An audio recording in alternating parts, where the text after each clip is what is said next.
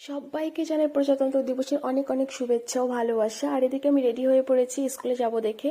তো সেখানে যাওয়ার জন্য আমি এখন রেডি হয়ে বেরিয়ে পড়লাম। আর এত হাড় কাঁপুনি ঠান্ডা, ওদিকে একটা বাস স্ট্যান্ডে একটা বান্ধবী ওয়েট করছিল।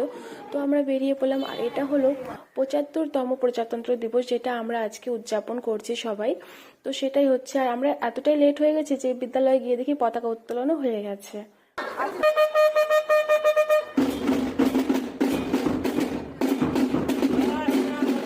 আর এদিকে র্যালি বেরোবে দেখে তার প্রস্তুতি চলছিল। তো এদিকে র্যালি বেরিয়ে পড়লো, সাথে আমি শিক্ষক শিক্ষিকা সবাই মিলে আমরা বেরিয়ে পড়লাম।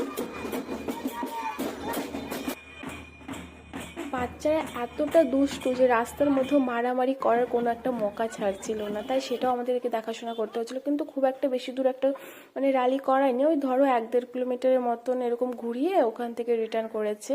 আর এটা ছিল 32। তো বিদ্যালয়ে আসার পর ওদেরকে সবাইকে বিস্কিট টিস্কিট